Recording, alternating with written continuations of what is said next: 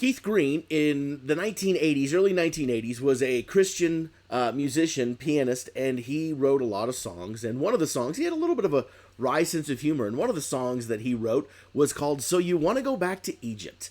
And the lyrics read something like this. So you want to go back to Egypt, where it's warm and secure. Are you sorry you bought the one-way ticket when you thought you were sure?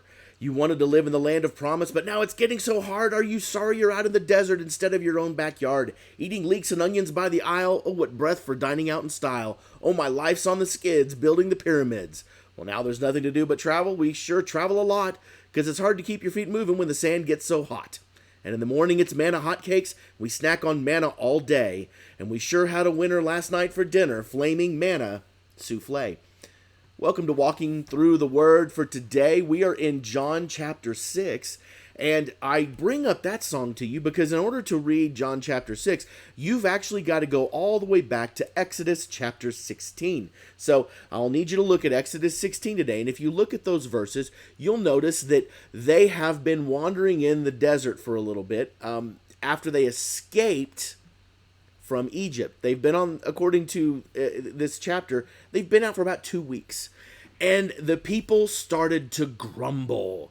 If only we had died by the Lord's hand. There were pots of meat and we ate all the food that we wanted. Forget the fact that they were slaves. They began to grumble.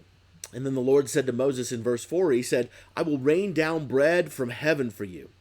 These people to go out each day and gather enough for that day, and in this I will test them and see whether they will follow my instructions. And on the 6th day, they are to prepare what they bring in, and that is to be twice as much as to gather on the days. And the twice as much was to kind of do the Sabbath, so they didn't have to cook the day following. Now, the people of Egypt didn't really listen to God super well, and some of them tried to get manna and keep and hold on to it, and they didn't follow God's rules very well. But that's not the point of why we bring this reference up. We bring this up because we're about to see Jesus do an incredible miracle where he feeds 5,000 men plus women and children. A really incredible number of people and really a pretty amazing thing. Both of these situations have a lot of parallels that we're going to try to get into over the next couple of days. So, remember, set the scene in chapter 6. Jesus was up on a mountainside. He saw people coming down, this great multitude. This was the Passover. And when Jesus looked up in chapter 6, verse 5 of John, and saw a great crowd coming toward him. Now, obviously, these people were away from their homes, okay? They were not in a place where food was easily accessible. He said to Philip, one of the apostles, where shall we buy bread for these people to eat? He asked this only to test him, for he already had in mind what he was going to do. And Philip answered him, it would take more than half a year's wages to buy enough bread for each one to have just a bite. So when Jesus asked this question to Philip, Philip instantly goes to the money aspect of it. Because Jesus asked this question, hey, where are we going to buy enough? There was no place where they were going to buy enough bread. And to Philip's point, they didn't have enough money to buy. When he says half a year's wages, that's actually denarii, and it's talking about thousands of denarii in order to do this. 200 denarii, actually, to be specific, is what other translations say. And basically what Philip was saying is, Jesus, there's no way that we're going to be able to do this. There's no way we're going to be able to take care of these people.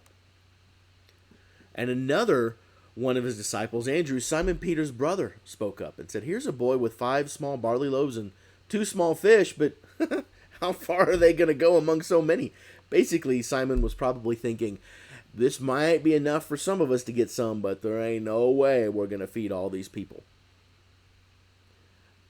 And Jesus said, not, hey, send them away, not, it's time to go. He said, have the people sit down. Well, there was plenty of grass in that place, verse 10 says, and they sat down. About 5,000 men were there. Jesus took the loaves, gave thanks, and distributed to those who were seated as much as they wanted. And he did the same with the fish. When they had all had enough to eat, he said to his disciples, gather the pieces that are left over, let nothing be wasted. So they gathered them and filled 12 baskets with the pieces of 5 barley loaves left over by those who had eaten. And after the people saw the sign Jesus performed, they began to say, surely this is the prophet who has come into the world. Jesus, knowing that they intended to come and make him king by force, withdrew again to a mountain by himself. So we have this incredible miracle that has happened, and you can't help but remember the miracle of manna coming from heaven. Each morning, the people would wake up and there would be manna sitting out, and they would walk out like the dew, it says, and they would go and they would collect their pieces for the day, and they would eat their fill for the day.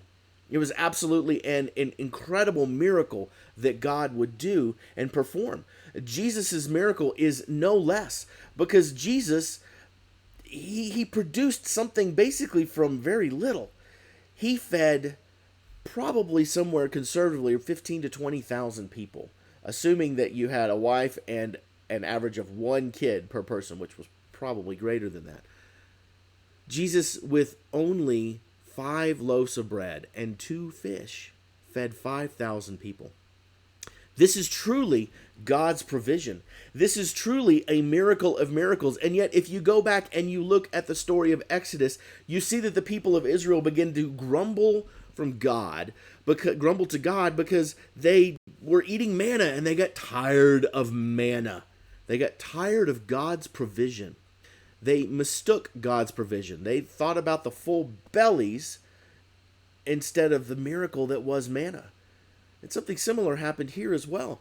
These people saw what Jesus did, and they caught some of it. I mean, the prophet they're talking about is in Deuteronomy 18, when they say a prophet will come out among you. That's a beautiful thing, but they missed it. They're thinking about their full bellies, and this is not the first time that Jesus comments, hey, they missed it out because they're thinking about their bellies. So they want to make Jesus king because of this small little miracle that Jesus did.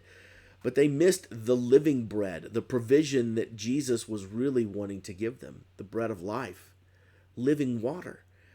They were more interested in the political warrior king than they were about recognizing that eternity was among them, that the kingdom of God was here. All right, tomorrow we'll continue to talk more about how Jesus is greater than Moses.